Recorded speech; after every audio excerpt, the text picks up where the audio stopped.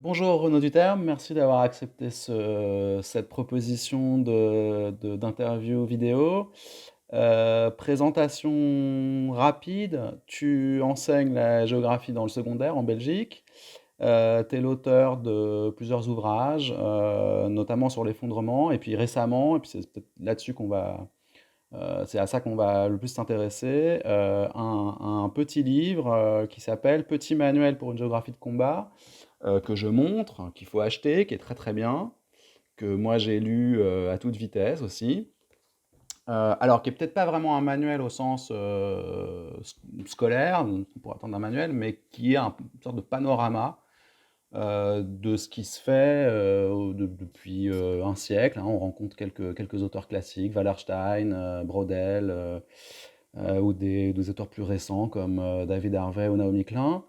Donc, ce qui se fait en géographie radicale, bon, disons, tu proposes une grille de lecture du monde contemporain, du capitalisme dont on a hérité depuis les années 70-80, et en insistant sur la dimension spatiale des enjeux mondiaux actuels.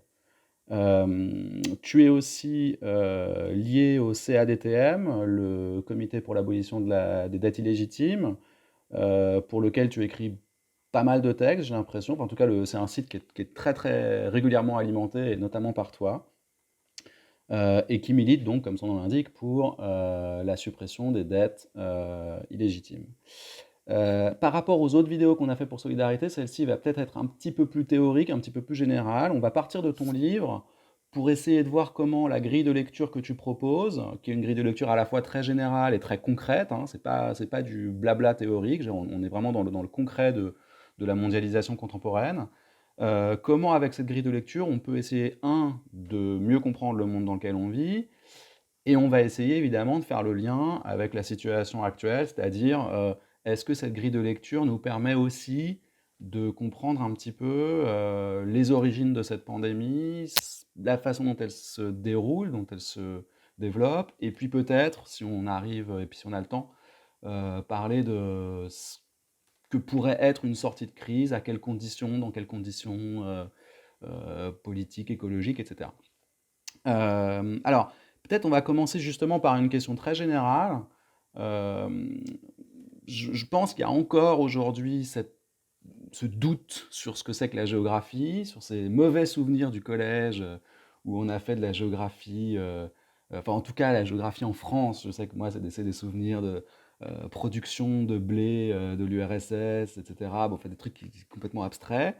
Alors, ton bouquin n'est pas le premier, mais il montre parfaitement comment la géographie permet de comprendre le monde dans lequel on vit, et comment c'est quelque chose de très concret, de très théorique, qui permet vraiment de poser une grille théorique sur le monde. Alors, premièrement, est-ce que tu pourrais, en quelques mots, nous dire comment toi, tu te situes, comment tu utilises la géographie pour parler du monde contemporain, et puis peut-être, en partant de ce truc général, nous dire un petit peu est-ce que la géographie nous donne des outils spécifiques pour penser cette pandémie, en tout cas ses origines et la manière dont elle s'est développée dans les dernières semaines? Ouais, déjà bonjour et merci bien pour la proposition d'interview. Donc oui, la géographie, bon c'est difficile hein, parce qu'il y a beaucoup de définitions de la géographie et c'est vrai comme tu le dis et c'est souvent ce livre en fait il vient un peu d'une réaction que j'avais auprès d'élèves ou même d'autres personnes dans mon entourage quand je dis que je suis prof de géographie, on me regarde souvent avec des grands yeux et il n'y a pas beaucoup de gens qui ont des bons souvenirs des cours de géographie et je trouvais ça dommage parce que je pense que c'est vraiment la discipline qui est une des plus à même de comprendre le monde et de comprendre la société dans laquelle on vit. Moi, c'est un peu comme ça que je la définis d'ailleurs. La géographie, ça vise un petit peu de comprendre comment est-ce que les sociétés humaines façonnent leur espace, et à l'inverse, comment leur environnement, comment l'espace au sens général façonne le devenir des différentes sociétés à n'importe quelle échelle, en fait, que ce soit à une échelle locale, mais aussi à une échelle nationale, voire à une échelle mondiale, comme c'est le cas avec cette épidémie de coronavirus. Alors justement, en quoi est-ce que... oui, juste avant, le but aussi, c'était du coup de montrer que il y avait aussi une autre manière de faire de la géographie un petit peu loin des géographies techniciennes auxquelles on est habitué, comme tu disais, bah, la production de blé de l'URSS, enfin, non, on ne parle plus beaucoup de l'URSS en géographie, mais même, c'est vrai qu'on arrive souvent, et je l'ai vu aussi dans les nouveaux programmes scolaires, où il y a souvent une dimension très technique qui viennent et qui occulte un petit peu tous les rapports de force, les rapports de domination et d'exploitation. Et du coup, c'est pour ça que ben, j'avais envie un petit peu de comment dire, d'encourager un peu la pratique d'une nouvelle géographie qui est vraiment basée sur ces rapports de force, qui existent en fait, comme tu l'as dit, depuis un certain nombre d'années, mais pas explicitement, en tout cas pas dans le monde francophone.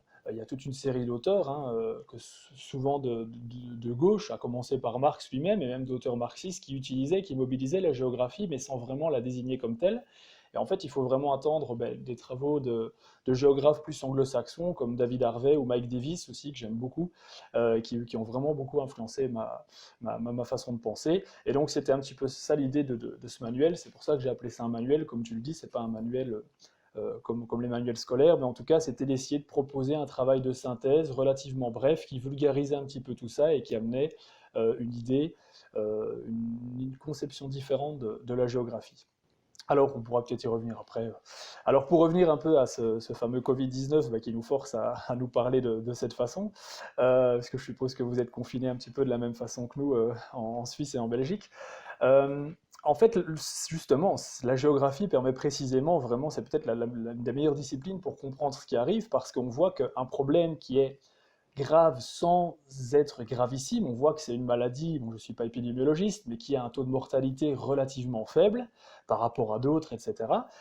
Et on voit comment une maladie comme ça, qui est apparue dans un coin précis du monde, mais, bouleverse complètement l'économie mondiale, bouleverse les sociétés, avec des répercussions qui vont avoir lieu pendant des mois, voire des années, puisqu'on va clairement vers des cataclysmes, en particulier dans le domaine économique, qui vont être liés à ça. Et ça s'explique bien entendu par la géographie de notre système politique, notre système économique, puisque on voit que ce virus, bah, il s'est transféré enfin, sur les 5 continents habités, bah, d'abord par la multiplication des échanges, en particulier les communications aériennes. On voit également que notre système, on y reviendra certainement, mais ne peut vivre que par de la mobilité extrême, en fait. Le capitalisme ne vit que par de l'hypermobilité. Il faut que les capitaux circulent en permanence, que les gens, en tout cas les gens qui ont les moyens de le faire, circulent en permanence, les marchandises doivent circuler, et on voit que ben, malheureusement avec ça, ben, des choses beaucoup moins drôles, comme les virus, voyagent également, et on voit à quel point ben, une perturbation de toutes ces chaînes d'approvisionnement qui sont maintenant mondiales peuvent bouleverser complètement un système, puisque ce qui est vrai, et on le voit d'ailleurs avec la réponse qui est apportée par la plupart des dirigeants, on voit maintenant que la priorité est donnée à la lutte contre ce virus parce qu'elle touche justement au cœur du système, à savoir ce besoin de mobilité permanente. Je sais pas, enfin, on peut encore, voilà, je sais, enfin, donc déjà quelques éléments ici, mais pour vous montrer bah, à quel point bah, la géographie permet justement de comprendre un petit peu, peut-être pas l'origine de ce virus, puisqu'il semblerait que dans le cas du Covid-19, en tout cas, on ait une origine qui soit relativement qui ne soit pas directement en lien avec les atteintes à l'environnement, la déforestation, comme ça pourrait être le cas d'autres virus, mais en tout cas dans la transmission de ce virus et la perturbation que ce virus comment provoque sur l'ensemble des sociétés, on voit vraiment que la géographie, et en particulier la géographie de notre système économique, permet vraiment de bien comprendre ce problème. Ok, mais alors justement, tu as parlé d'exploitation et de domination et d'une géographie qui tiendrait compte de ces éléments et qui permettrait de les comprendre mieux. En l'occurrence, il y a une chose importante que tu dis dans ton bouquin, c'est à quel point les classes dirigeantes, euh, politiques, mais sans doute plus encore les élites économiques, euh, cherchent à maîtriser l'espace. C'est-à-dire pour elles, l'espace est un outil de domination. Et tu expliques à quel point, avec disons la période post-choc pétrolier de la fin des années 70 et puis des années 80, et donc le regain des théories néolibérales, euh, disons, l'espace a été un élément fondamental dans cette évolution, enfin plus qu'une évolution, dans cette rupture.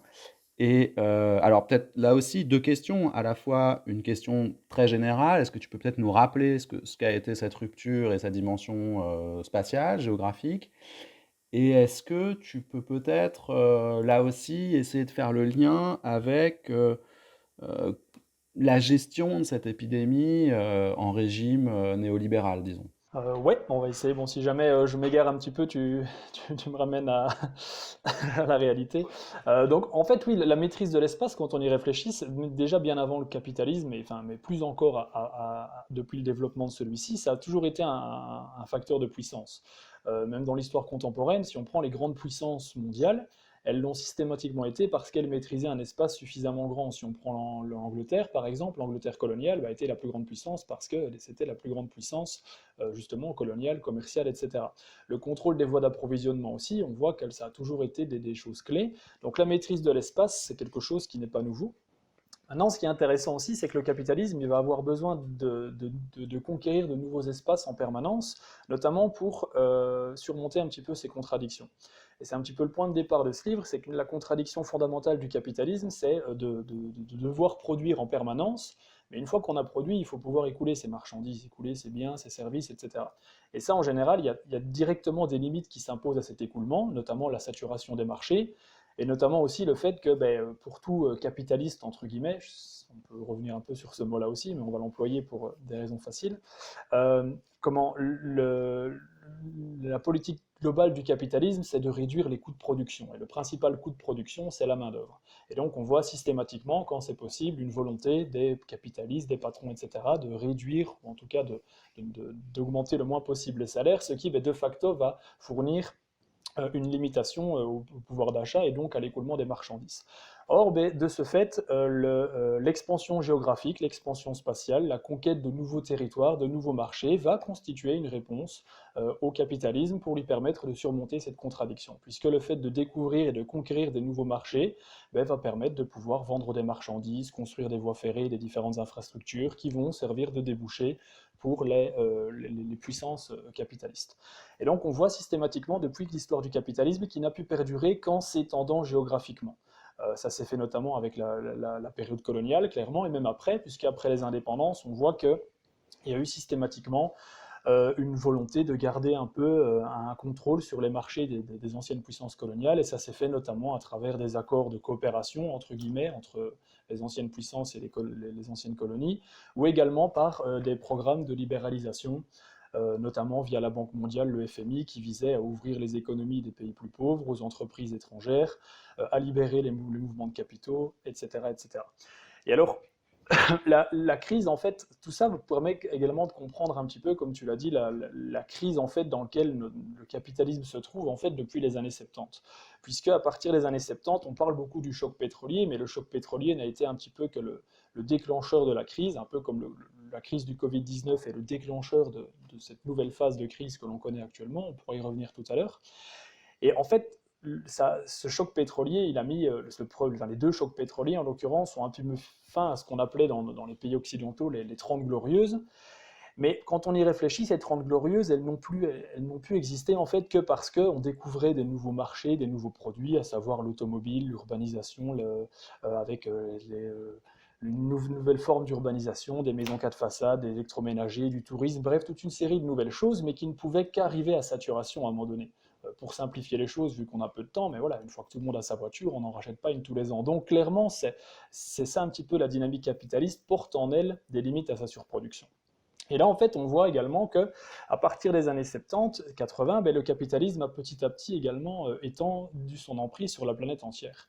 On voit que maintenant, il y a très très peu de pays qui échappent à l'emprise capitaliste, à part quelques bastions crypto-communistes comme la Corée du Nord, et encore, enfin, c'est assez discutable, Cuba également. Donc, mais voilà, alors on parle souvent de la Chine, et ça me fait bien rire quand on dit que la Chine est communiste. La Chine est juste un grand marché capitaliste, du capitalisme d'État peut-être dans certains égards, mais il n'y a absolument plus rien de communiste dans le régime chinois.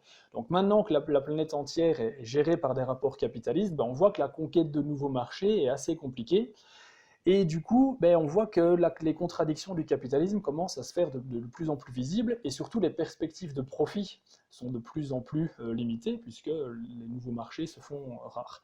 Et ça coïncide notamment avec l'offensive néolibérale qui vise à, étant donné qu'on a du mal à faire des perspectives de profit ailleurs, il faut essayer de les de les faire ici, et ça s'est fait notamment par des politiques de précarisation du travail, par des politiques néolibérales donc de privatisation des services publics, etc., etc.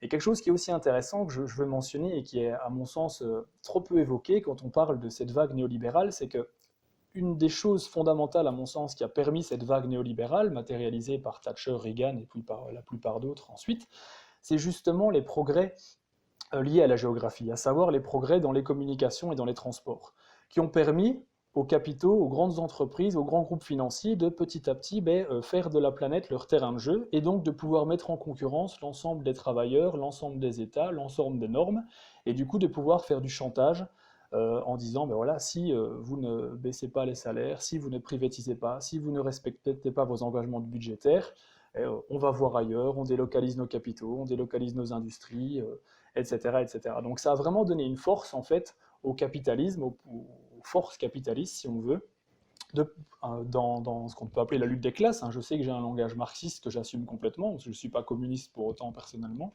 mais en tout cas clairement tous les concepts de lutte des classes sont plus prégnants que jamais. Alors pour en revenir au Covid-19, mais je pense que cette vague néolibérale explique en grande partie le désarroi des sociétés par rapport à ce virus.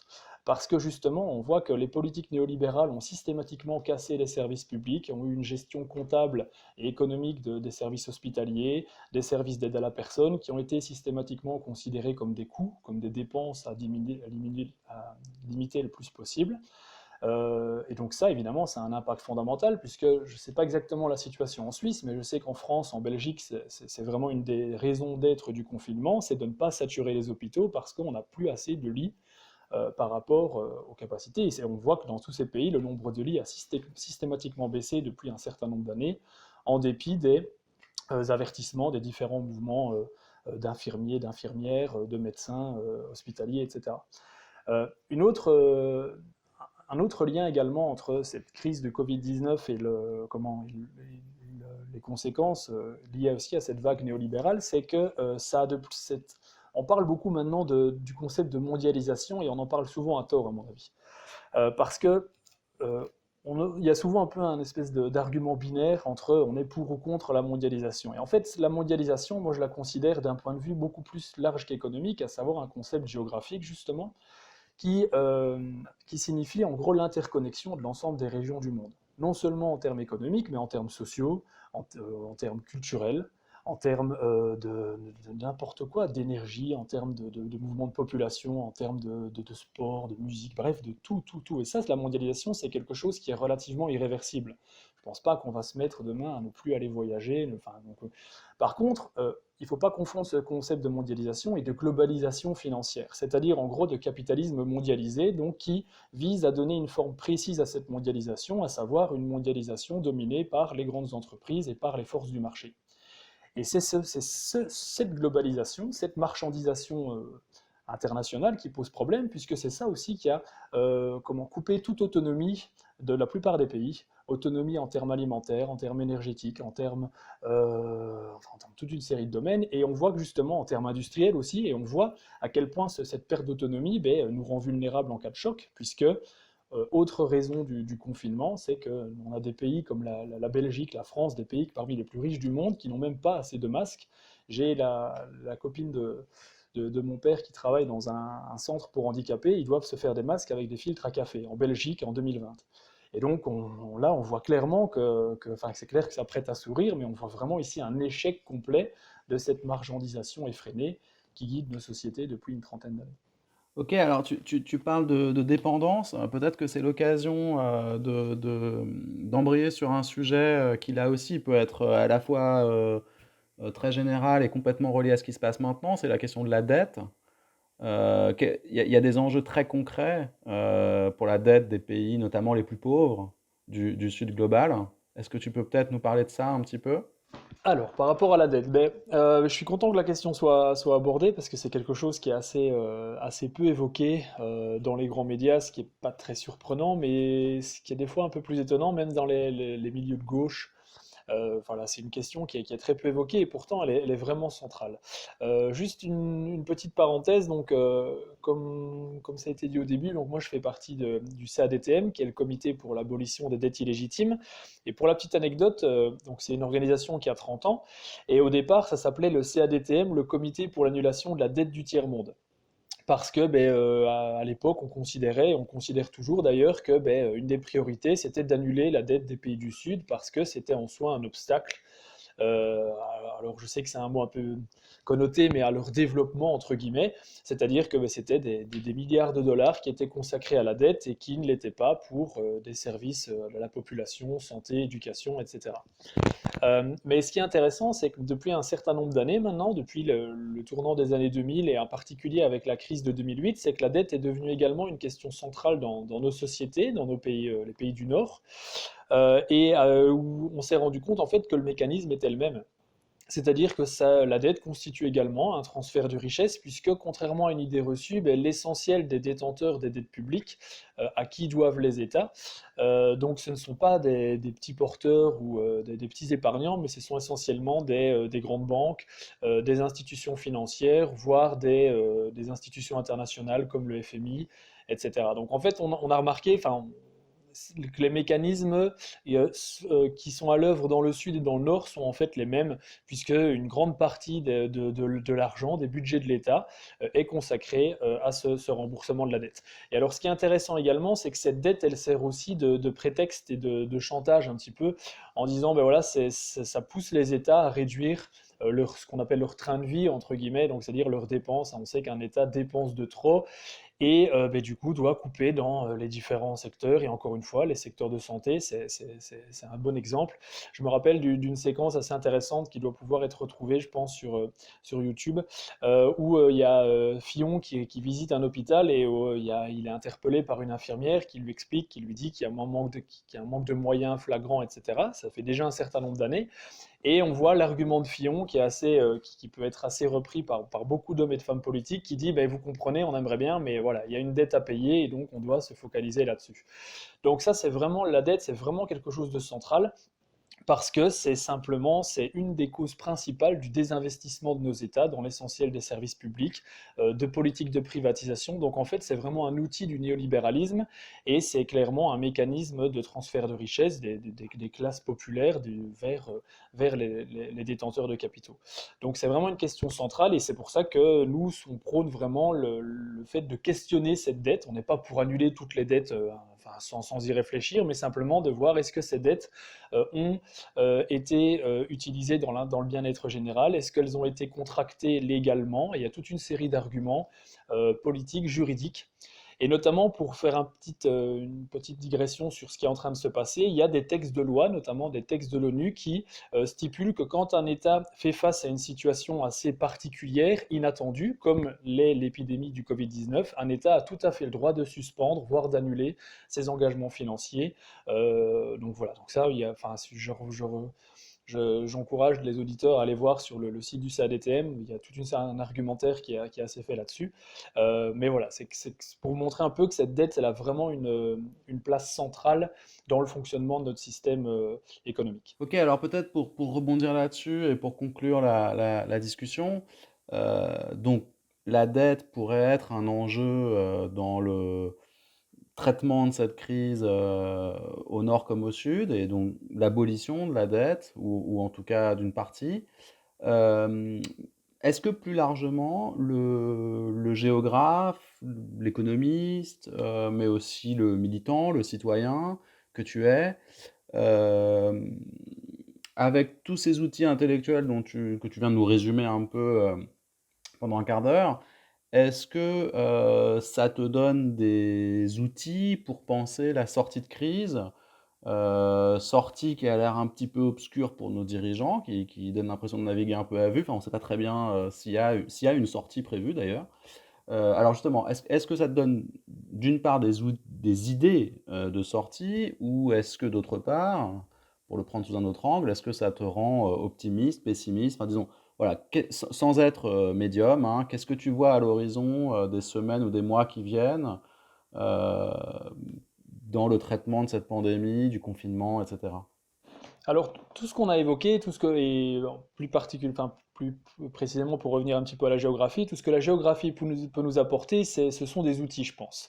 Et notamment des outils au service des luttes. Moi, c'est un petit peu ce qui anime mon boulot d'enseignant et mes recherches, mes bouquins, etc. C'est un proverbe, je pense, c'est un proverbe d'un anarcho-syndicaliste. J'ai jamais réussi à retrouver la source. Et c'est le suivant, c'est la compréhension du monde est un préalable à sa transformation. Et c'est vraiment quelque chose moi, enfin, dont je suis convaincu. Et je pense du coup que tous les travaux d'éducation populaire, de livres, de bataille des idées, etc., ont vraiment un grand rôle à jouer. Maintenant, je comprends des fois que ça puisse rester assez abstrait.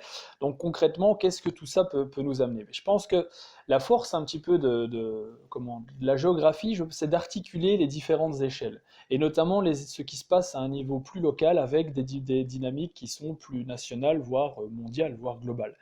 Et encore une fois, ce qui est en train de se passer est assez intéressant parce qu'on remarque qu'une crise globale engendre des effets qui sont tout à fait visibles localement, à savoir des problèmes dans les hôpitaux, un questionnement sur l'autonomie alimentaire et sur l'approvisionnement lié à l'agriculture, etc., etc. Et donc ça implique évidemment, et c'est ce qui est en train de se faire et c'est très positif, des alternatives au niveau local, que ce soit dans les villages, dans les villes, dans les quartiers, etc. Maintenant, ce qui est vraiment fondamental, et ce que cette crise illustre, mais c'est quelque chose dont je suis convaincu déjà bien avant, c'est que ces initiatives, aussi louables soient-elles, doivent à tout prix se combiner avec des revendications beaucoup plus politiques, beaucoup plus larges, beaucoup plus globales, parce qu'il y a toute une série d'initiatives qui sont simplement caduques si on ne remet pas en question des politiques plus fondamentales. À titre d'exemple, on parle beaucoup d'autonomie alimentaire. Je ne sais pas si la question est évoquée en Suisse, mais nous, en Belgique, il y a eu quand même un peu des craintes, et il y en a toujours d'ailleurs, parce qu'on commence à se remarquer qu'avec une fois que les chaînes d'approvisionnement sont en rupture, on voit que des grandes villes peuvent très rapidement se retrouver à court de nourriture. Et ça, évidemment, ça pose la question de l'autonomie alimentaire, d'une agriculture de proximité, etc. Mais comment réenvisager tout ça sans ressortir des accords de libre-échange, par exemple, qui mettent nos agriculteurs en concurrence avec des grands groupes qui sont nationaux, internationaux, et ainsi de suite. On pourrait remultiplier les exemples également quand on parle beaucoup maintenant de relocaliser la production, mais la production industrielle. Alors il faut évidemment voir dans quel sens ça se fait, parce que pour que cette crise débouche sur quelque chose de positif, il faudra impérativement également faire pour qu'on ne revienne pas à la situation d'avant. C'est-à-dire relocaliser certaines choses, mais il n'est pas question, comme certains politiques le semblent prétendre, qu'il faut réindustrialiser l'Europe. Bon, moi, je veux bien réindustrialiser l'Europe si c'est pour fabriquer des masques, des respirateurs, des choses comme ça, mais je ne suis pas pour réindustrialiser l'Europe, pour fabriquer 2 fois plus de voitures, etc., puisqu'il y a évidemment une dimension écologique là-dedans qui n'est jamais très lointaine. Mais tout ça pour vous dire que même si on veut envisager des politiques d'autonomie, de relocalisation, etc., ça implique encore une fois de remettre en cause le fonctionnement du marché global, du commerce, et donc du coup de sortir toute une série d'aspects de nos sociétés de la logique marchande.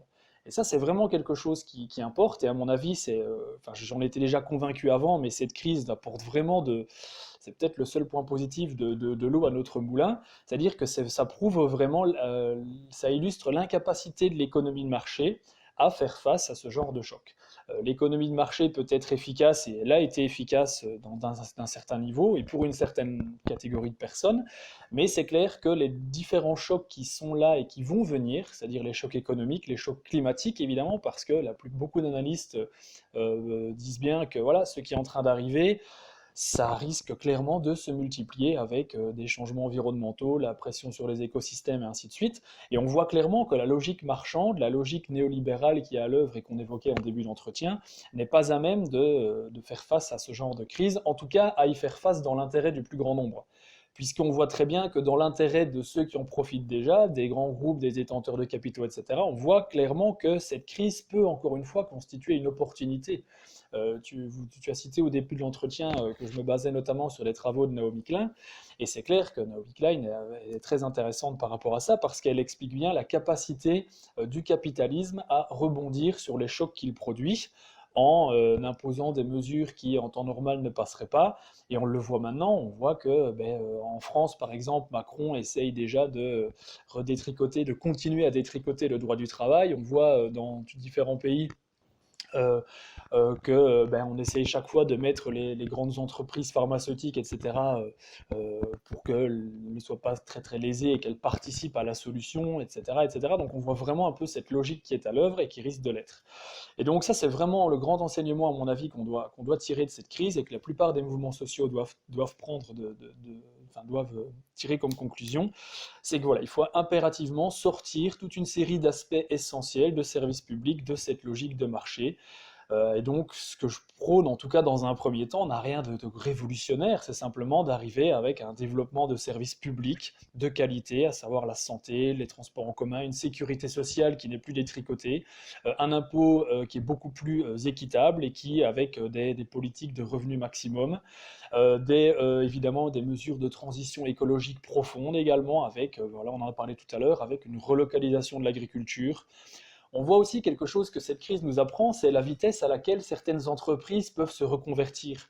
Et on a vu notamment, bon, moi je n'y connais rien concrètement, mais j'ai vu voilà, des entreprises apparemment, des industries automobiles qui arrivent à fabriquer des respirateurs en quelques semaines. Et ça nous montre vraiment aussi quelque chose, c'est que là, cette transition écologique, elle peut aussi amener quelque chose de positif. Et donc, notamment, on peut très bien envisager la conversion de certaines industries d'armement. Par exemple, moi j'habite dans le sud de la Belgique, la Wallonie, qui est réputée pour sa fabrication d'armes. Les armes wallonnes sont très efficaces et s'exportent partout dans le monde. Et alors clairement, c'est ce que beaucoup de militants des fois ne comprennent pas en disant voilà, on arrête la fermeture d'armes, ok, mais derrière ça, il y a des gens, des travailleurs, ainsi de suite, qui bossent et donc qui perdraient leur emploi si on fermait ça purement et simplement. Mais ça montre bien cette crise que si on veut vraiment, s'il y a des idées politiques derrière, on peut envisager une reconversion voilà, d'une usine d'armes, d'autres choses qui sont nettement plus nécessaires, etc. Mais si j'ai encore 2 minutes, il y a vraiment quelque chose qui est fondamental, c'est que c'est ici je suis pas, bon, je fais partie d'aucun parti politique. Je pense que enfin, un secteur dans lequel je suis pas à l'aise, donc j'ai du mal à proposer des mesures comme ça toutes faites. Mais ce qui est vraiment fondamental, c'est que derrière ça, si on veut vraiment que cette crise soit le détonateur d'un changement profond, il faudra que ça s'accompagne de mobilisation populaire et de lutte. Et ça, c'est vraiment le point clé, c'est que voilà, ça va être un. C'est pour ça qu'on parlait tout à l'heure que j'essaye de mettre en avant une géographie qui est basée sur les rapports de force, pour la simple et bonne raison que je suis convaincu que ce sont les rapports de force qui guident la destinée d'une société ou d'un pays, à quelque échelle qu'il soit. Et donc, plus les mobilisations seront importantes en faveur d'une démarchandisation de la santé, etc., enfin, de toute une série de mesures qui devront être définies collectivement, évidemment. Je pense que ça, ce sera vraiment le point clé.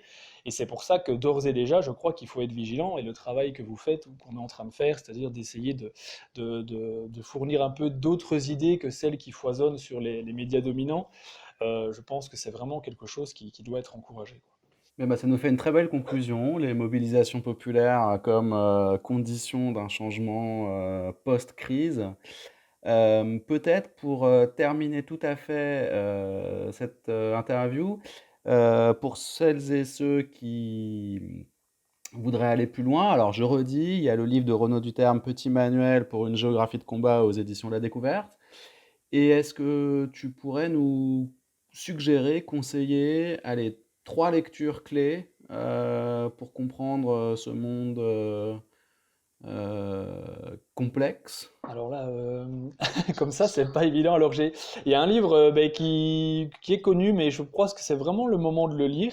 Et parce que malgré le fait que ce livre a été critiqué, à mon sens, il y a eu beaucoup de raccourcis, c'est le fameux livre de Pablo Servigne et de Gauthier Chapelle, qui s'appelle Comment tout peut s'effondrer. Et on pourra faire un autre débat sur la collapsologie parce que c'est aussi vraiment une question qui m'intéresse très fort. Et alors, indépendamment, bon, encore une fois, il y a beaucoup de critiques à faire, mais ce qui est vraiment intéressant, c'est qu'ils ont écrit un livre qui n'a jamais été aussi pertinent et qui montre bien l'interconnexion entre les différentes facettes, les différentes crises qui peuvent animer notre système politique, économique, etc. Et là, on le voit vraiment, enfin voilà, que ça montre bien cet effet domino qui est vraiment parfaitement expliqué, et à mon avis, voilà, ils vont avoir beaucoup de choses à écrire aussi dans les mois et dans les années à venir. Un autre livre qui me vient comme ça, bon, c'est quelque chose que je m'oublie certainement, mais c'est les travaux, les différents livres de Mike Davis que voilà, donc c'est ceux qui connaissent pas, donc alors, il est difficile à cerner parce que certains disent qu'il est sociologue, historien. Bon, moi, j'aime bien expliquer son parcours parce que c'est un ancien routier en fait, et donc qui a commencé à écrire sur la route et qui a fait des études sur le tard. Et j'aime vraiment bien cette idée de, encore une fois, de géographie populaire, c'est-à-dire de géographie qui se base vraiment sur le quotidien des personnes et qui n'est pas dans une analyse technicienne, tout en étant très très rigoureuse. Donc pour celles et ceux qui ne connaissent pas, j'invite vraiment, en plus c'est quelqu'un qui se lit très facilement et qui n'écrit plus trop ces derniers temps, mais à tort, et qui a pourtant écrit un très bon livre, mais essentiellement qui n'est diffusé qu'en anglais pour l'instant, sur les épidémies. Il y a quelques années, j'ai appris ça il y a 2 3 jours. Du coup, pour conclure, merci infiniment pour ces très précieux enseignements. Et je conseille à tout le monde, une dernière fois, avec beaucoup de sincérité, la lecture de ton livre. Merci beaucoup et à bientôt. Merci à vous, merci.